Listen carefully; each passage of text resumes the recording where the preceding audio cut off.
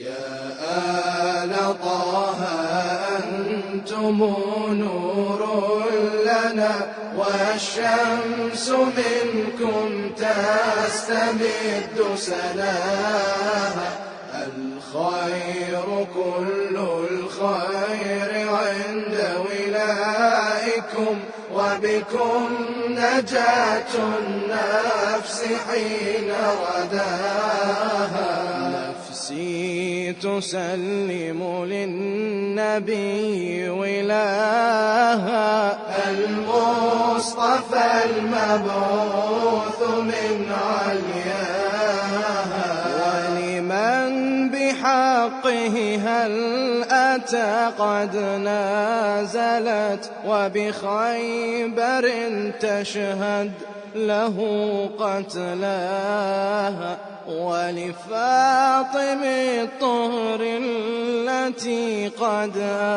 أفطمت عن الأذى والنار موالاها ولشبل حيدرة الإمام المجتبى.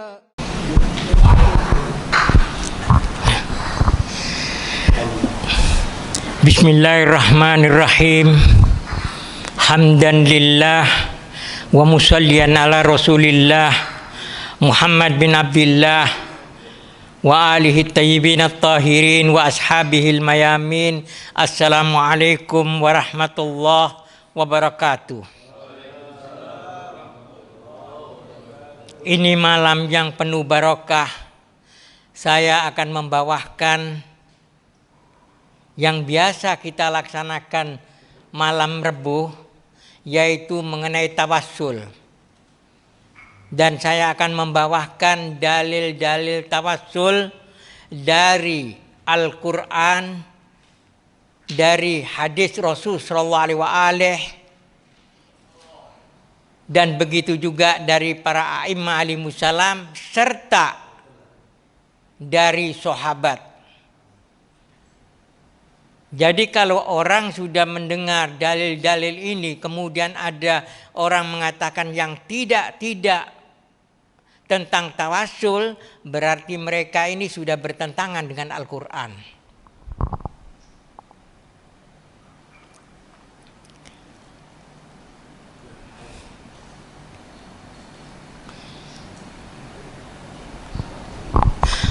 Allah subhanahu wa ta'ala berfirman di surat Al-Ma'idah ayat 35. Ya ayyuhalladzina amanu ittaqullah wabtaghu ilaihil wasilah. Wahai orang-orang yang beriman, takutlah engkau kepada Allah. Wabtaghu ilaihil wasilah.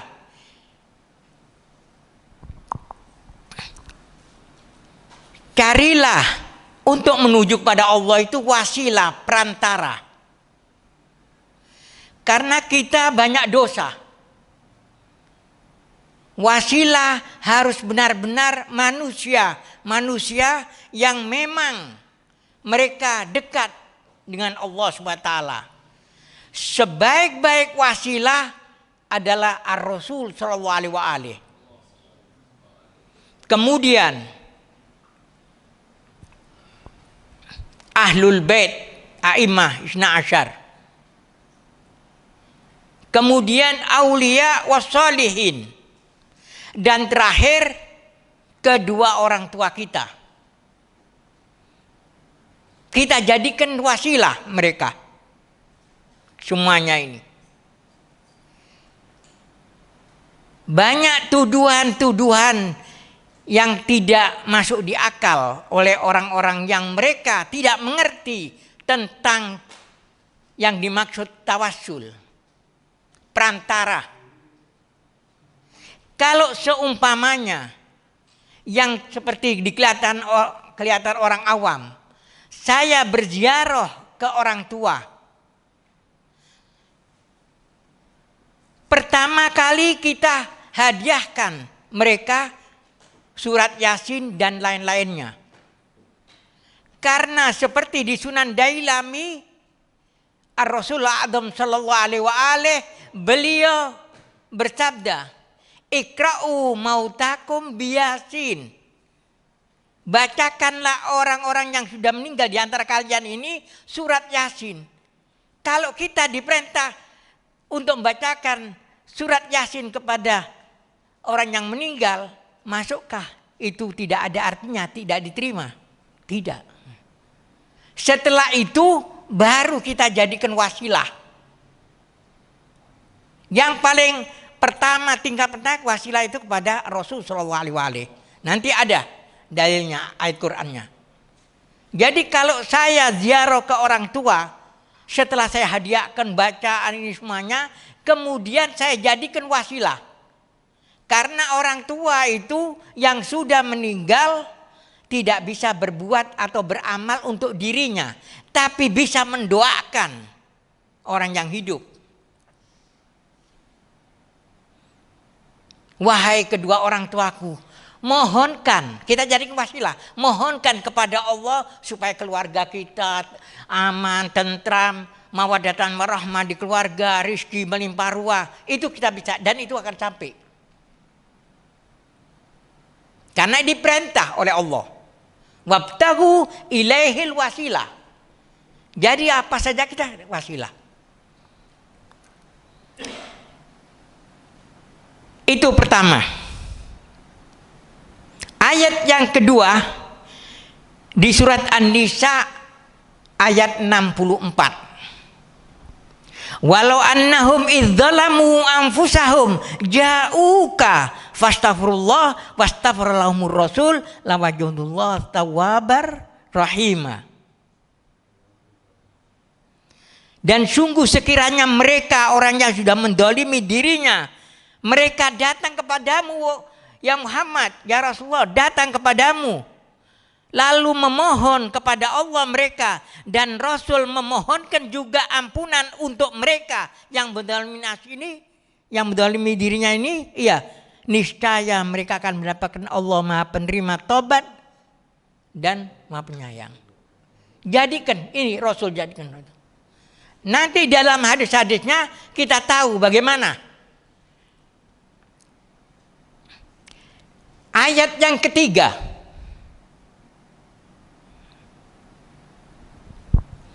Ceritanya Nabi Allah Yakub yang mempunyai anak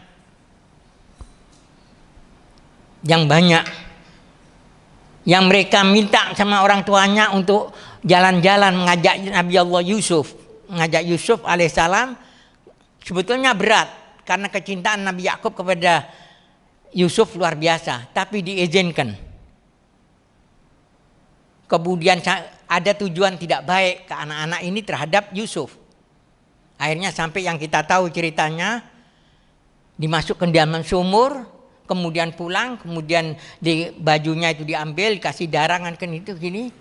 Akhirnya mereka tahu bahwa mereka ini salah. Kemudian bagaimana ini anak-anaknya? Anaknya menjadikan Nabi Yakub alaihissalam sebagai wasilah untuk supaya dimohonkan pengampunan untuk mereka ini.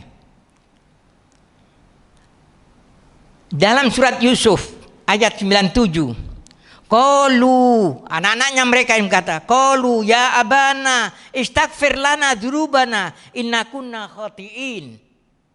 Mereka berkata kepada ayahnya, wahai ayah kami, mohonkan ampunan untuk kami. Jadi jangan wasilah. Mohonkan ampunan untuk kami atas dosa-dosa kami. Sesungguhnya kami adalah orang-orang yang bersalah. Jadi Nabi Yakub dijadikan wasilah. Dan Nabi Yakub mempunyai kedudukan tinggi di sisi Allah. Dicintai, mengangkat tangan diampuni. Oleh karena itu Nabi Yusuf alaihissalam, Nabi Yakub mengatakan, qala saufa astaghfir lakum rabbi innahu huwal ghafurur rahim. Aku akan memohonkan ampun kepada Tuhan untuk kamu ini nanti akan memohonkan ampun. Jadi terus dia diampuni. Oh. Jadi ini wasilah. Karena itu mereka menjadikan Nabi Yakub sebagai wasithah, perantara di dalam memohon pengampunan. Karena Nabi Allah Yakub dekat dengan Allah, kedudukannya tinggi di sisi Allah. Jadi kita menjadikan orang anak-anaknya Nabi Yakub ini menjadikan Nabi Nabi Yakub ini sebagai perantara untuk memohonkan pengampunan. Karena mereka kotor, dosa, dari mencari wasilah manusia-manusia yang disucikan oleh Allah. Nabi Yakub.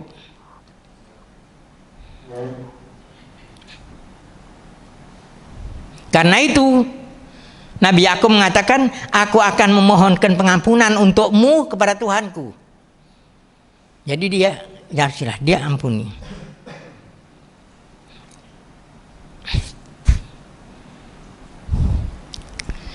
Memang kita lihat tadi, walau annahum idzalamu anfusahum ja'uka wastaghfirullah wastaghfara lahumur rasul lawajadullaha tawwaban rahimah.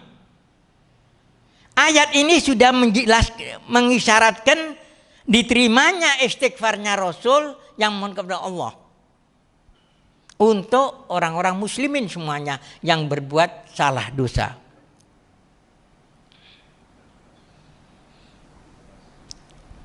Kemudian di hadis Bukhari, Umar bin Khattab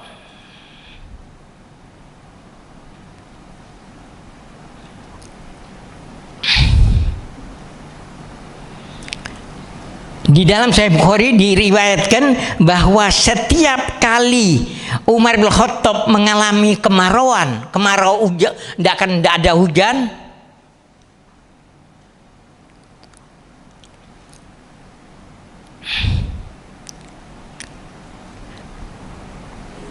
Umar dia berkata, Allahumma kunna natawassal ilaika binabina fataskina. Ya Allah, kami bertawassul, menjadikan kepadamu dengan nabimu. Jadi Nabi dengan tawassul turun hujan. Kemudian wa inna natawassal ilaika bi amin nabi fasjina. Dan aku sekarang berwasil menjadikan perantara untuk memohon kepadamu ya Allah, pamannya Nabi Abbas bin Abdul Muthalib. Terus turun hujan.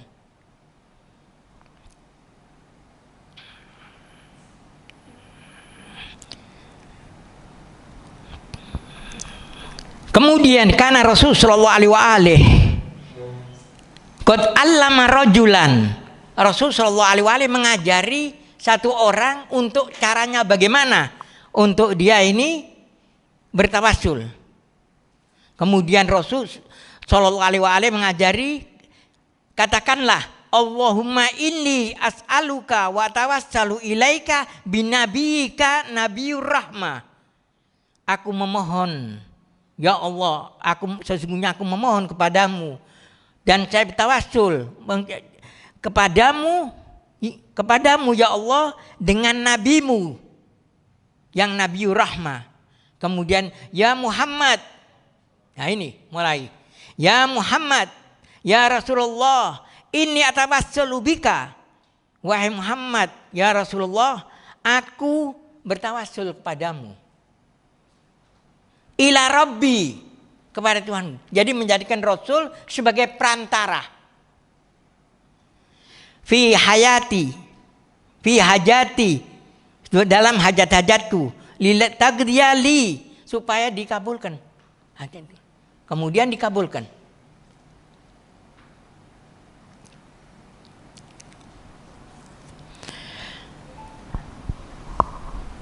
Dari ulama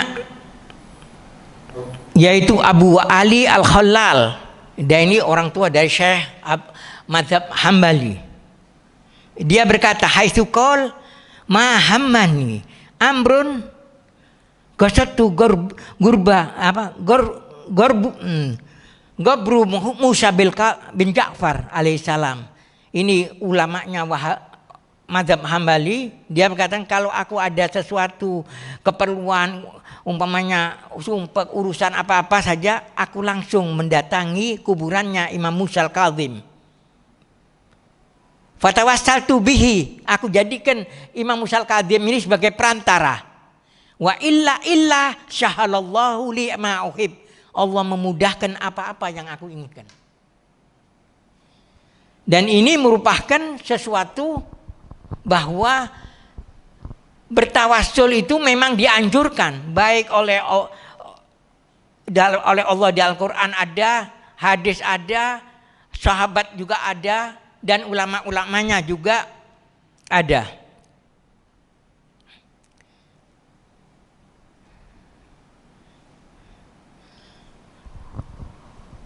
Karena itu dalam kita beribadah betul-betul mempunyai hujah, dalil. Karena itu Imam Ja'far Shadiq alaihissalam mengatakan nahnu abna'ud dalil. Jadi untuk menjelaskan tentang semua permasalahan itu ada dalilnya. Karena Rasul Shallallahu Alaihi Wasallam itu objektif kalau berbicara. Kalau ada wahyu turun di rumahnya langsung diberitahu apa tujuannya wahyu itu. Diberitahu kepada Ali, Fatimah, Hasan, Husain alaihissalam, dikasih tahu. Kemudian ke masjid, apa yang diberitahukan kepada keluarganya disampaikan ke sahabat-sahabatnya di masjid. Begitu juga kalau ada wahyu turun di masjid, di kalangan sahabatnya dijelaskan, setelah itu pulangnya datang ke rumahnya kemudian dijelaskan. Jadi untuk mengambil hujah cukup dari kutubus sittah dan lain-lainnya. Dan insya Allah dalam waktu dekat saya akan bikin video, yaitu mengapa kami berpegangan kepada Ahlul Bait alaihissalam. Dan semua dalil-dalilnya dari Al-Quran dan kutubus sittah. Satu pun saya tidak membawakan dalil-dalil selain itu. Karena itu Imam Ja'far Shadiq alaihissalam kalau beliau mengatakan kalau seumpamanya saya jelaskan gitu, tanyakan dari mana Al-Qur'annya, dalilnya. Karena Imam Ja'far Shadiq alaihissalam kalau ada kalimat saya bertentangan dengan Al-Qur'an, itu bukan dari saya, lemparkan ke sana, jangan dipakai. Karena itu alhamdulillah kita dengan berwilayah kepada Ahlul Bait alaihissalam kita banyak mengerti. Semoga kita mendapatkan petunjuk hidayat seumur hidup kita, di hidup kita. Dan yang perlu kita perhatikan yaitu usahakan kita ini apa yang kita lakukan, iya, itu semua mempunyai dasar dan dalil. Dan semuanya ada. Karena sampai detik ini saya perhatikan tidak ada satupun yang saya dengar orang membicarakan pegangan saya ini dari Rasul ini. Tidak ada. Karena itu kalau kita bicara mengenai tentang Ahlul Bait di Sahih Muslim ada. Ini tarikum fikum sakalain tamassaktum bima lan tadilu ba'di kitabullah wa itrati ahlu baiti. Ada, semuanya ada. Hanya tinggal kadang-kadang orang mau berbicara ini tidak berani. Tapi yang terpenting kita harus mengedepankan akhlak yang baik kepada siapapun yang kita hadapi. Karena dengan akhlak yang baik itu merupakan daya tarik yang luar biasa. Itu. Jadi insya Allah lain kali karena waktunya sudah terlalu malam. Ya insya Allah kalau saya datang lagi nanti saya akan bicarakan masalah-masalah yang penting harus kita buat standar dalam berbicara. Jadi kalau umpamanya ada orang tanya, kita ada jawabannya begini. Itu yang terpenting. Dan apalagi sekarang ini dalam keadaan fitnah, di mana dapat dikatakan yang dikatakan tidak seperti antum sudah ketahui, tetapi mereka sudah meninggalkan Ar-Rasulullah Adam sallallahu alaihi wasallam karena fitnah itu bahaya. Rasul sallallahu alaihi beliau bersabda, al fitnatu naimah la'anallahu man aiqadhaha. Fitnah itu tidur dan Allah melaknat yang membangunkannya. Jadi kesian orang-orang yang tersangkut, yang mendengarkan orang-orang terus langsung dikeluarkan. Itu yang kita khawatirkan, karena setiap langkah kita selalu diteropong. Langkah kita ini diteropong oleh malaikat. Malaikat Raqib dan Atid. Ma yalfidu min qaulin illa ladaihi raqibun atid. Tidak diucapkan oleh seorang lafaz kecuali dicatat oleh malaikat Raqib dan Atid. Memang mudah untuk berbicara sini, tapi nanti di padang mahsyar Allah berfirman di surat Yasin yang kita hafal, al yauma nakhtimu ala ahwaihim wa tukallimuna aydihim wa tashhadu arjuluhum bima kanu yaksibun. Ini hari kami tutup mulut-mulutnya manusia mulai dari Nabi Adam sampai hari kiamat, ditutup oleh Allah. Yang berbicara tangannya dan kaki menjadi saksinya. Dan nanti waktu dibangkitkan, setiap orang di sampingnya ada malaikat. Di sampingnya ada malaikat membawa buku amalan dia waktu semasa hidup. Kemudian malaikat itu mengatakan, Iqra kitabak kafa binafsikal yauma 'alaika hasiba. Baca ini bukanmu. Ini perhitungannya di sini. Penyesalan di situ tidak ada artinya. Penyesalan di dunia. Semoga umat Islam semuanya tobat. Karena penyesalan di akhirat tidak ada artinya. Seperti di surat Tabarok.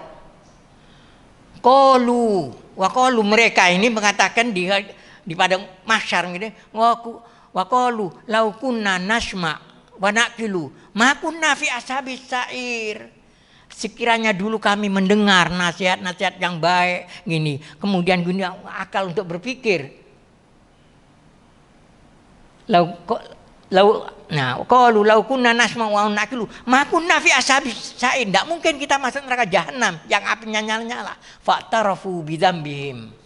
Mereka mengakui kesalahannya. Fasuhqal li ashabir. Tidak ada artinya, akhirnya dilemparkan ke neraka jahanam. Karena itu tiap langkah kita harus betul-betul kita pikirkan supaya jangan sampai kita ini terjerumus. Karena fitnah itu tidur. Dan orang kalau sudah kena hamazat syayatin, bisikan-bisikan setan, terima. Dan orang-orang yang menganjurkan itu nanti seperti jawaban iblis setan. Dicabar, iblis mengatakan waktu orang sudah nuntut gini, ya Allah aku nggak tahu. Tapi iblis itu. Kemudian iblis itu seperti dia katakan dia Al-Quran, wala talumuni walumu anfusakum. Jangan nyalakan aku, salahkan dirimu. Aku sekarang nggak bisa menolong kamu, kamu tidak bisa menolong saya, percuma. Jadi artinya, tidak ada artinya menuntut di sana. Semuanya dijebloskan ke neraka jahanam semuanya. Karena itu kita usahakan untuk supaya setiap langkah-langkah kita pikirkan sebelum kita menjalankannya. Insya Allah kita bisa bertemu lagi dan waktu yang luas. Kan ini sudah terlalu malam, insya Allah ketemu lagi. Dan semoga kita semuanya mendapat hidayah dan petunjuk dari Allah untuk menjalankan apa digerakkan oleh Allah untuk menjalankan apa-apa yang menjadi keridhaannya Allah SWT, Rasulnya dan Ahlul Baitnya. Wassalamualaikum warahmatullahi wabarakatuh.